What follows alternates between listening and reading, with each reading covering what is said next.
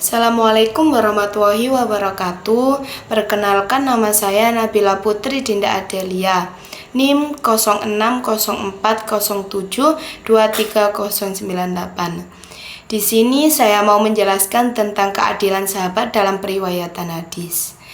Makna adalah sahabat yang pertama menurut bahasa rojulun adil.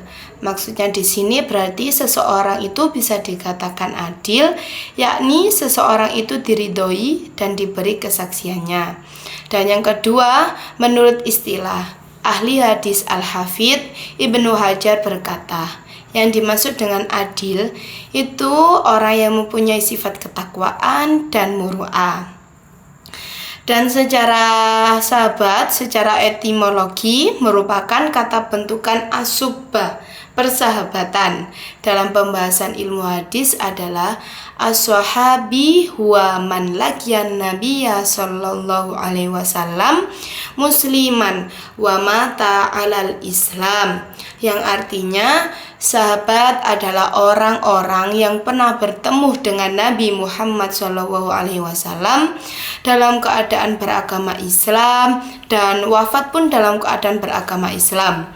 Seseorang itu bisa diketahui sebagian sahabat berdasarkan beberapa alasan. Yang pertama, khobar mutawatir seperti Khulafaur Rasyidin, ada Abu Bakar, Umar, Utsman, dan Ali. Dan yang kedua ada khobar mustafid yang tidak mencapai tingkatan mutawatir seperti Diman bin Tha'labi dan Akasya.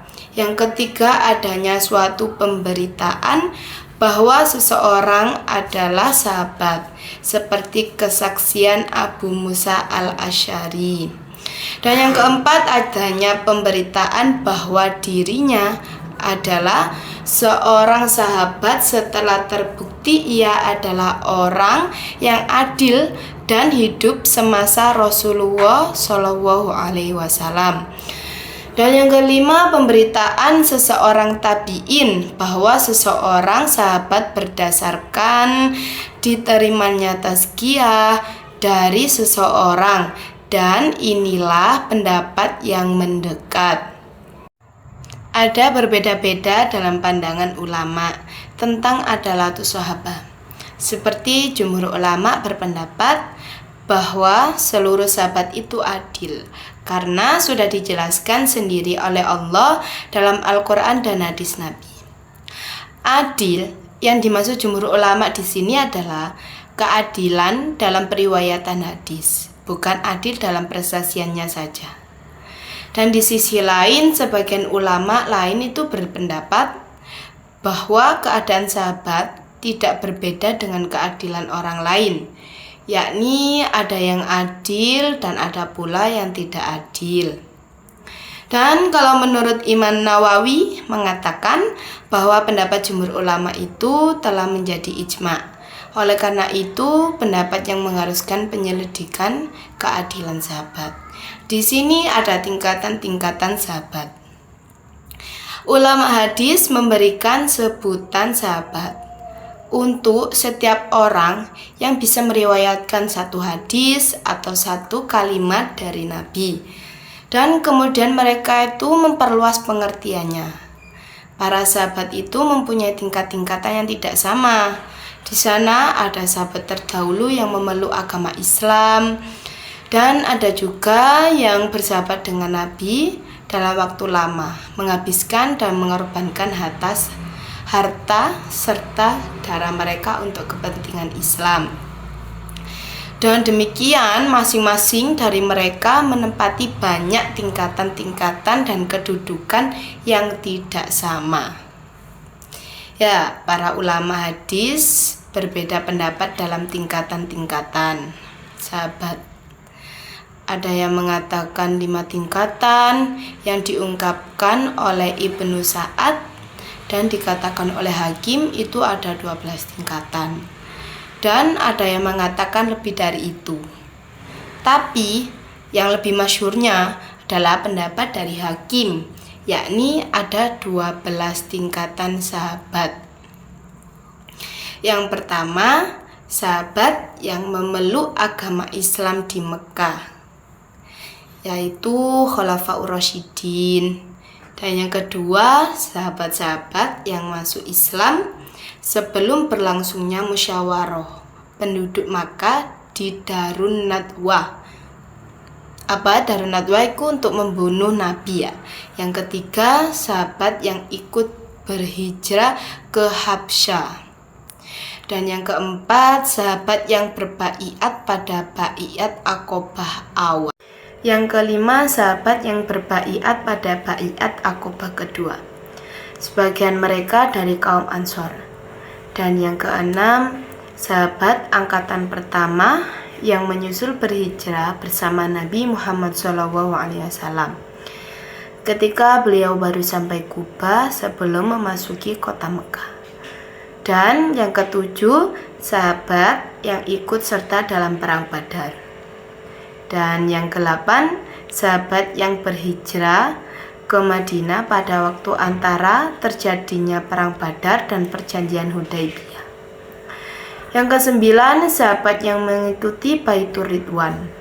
Dan yang ke-10, sahabat yang berhijrah ke Madinah pada waktu antara terjadinya perdamaian Hudaibiyah dan penaklukan kota Mekah, seperti Khalid bin Walid, Amr bin As, dan Abu Hurairah. Yang ke-11, sahabat yang masuk Islam ketika terjadinya penaklukan kota Mekah. Dan yang terakhir adalah anak-anak yang melihat Nabi pada saat penaklukan kota Mekah, pada waktu haji wada dan peristiwa lainnya. Metode sahabat dalam meriwayatkan hadis ini dapat dilihat dalam ketekunan mereka dalam mendengar hadis Rasulullah SAW, dan para sahabat juga senantiasa memastikan kebenaran hadisnya dengan bertanya siapa diri kalangan mereka yang mengikuti majelis-majelis Rasulullah SAW. Dan setelah mereka memastikan hadis tersebut, mereka langsung menghafalkannya dan memberitahukan atau menyampaikannya kepada sahabat-sahabat yang lain.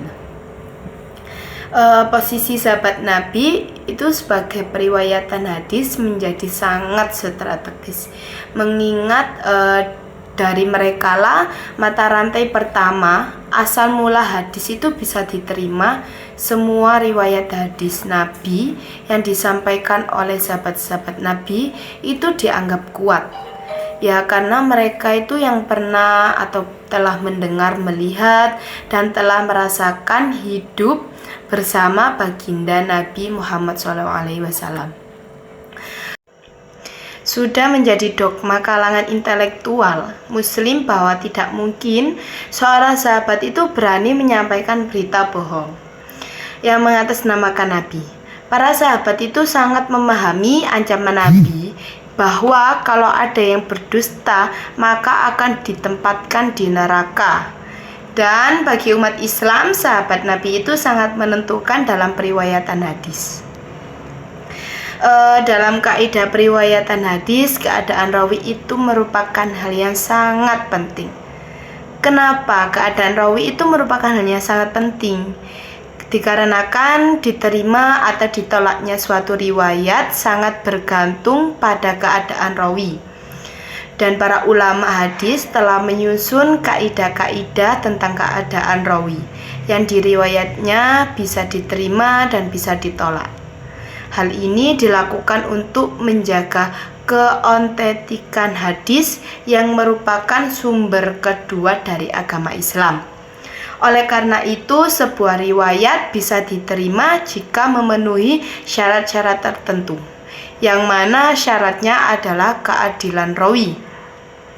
Dan untuk mengetahui syarat tersebut, maka kita mesti dengan melakukan penelusuran terhadap riwayat hidup dan keadaan rawi. Kriteria seorang periwayat adalah yang bersifat adil dan dapat dilihat pada 4 karakter. Yang pertama beragama Islam, dan yang kedua mukallaf, Yang ketiga, melaksanakan ketentuan. Dan yang keempat adalah memelihara muru'ah. Demikian beberapa hal yang bisa saya sampaikan pada kesempatan ini. Saya mohon maaf yang sebesar-besarnya apabila ada tutur kata maupun tindakan yang kurang berkenan. Akhirul kalam, wabillahi taufik wal hidayah. Wassalamualaikum warahmatullahi wabarakatuh.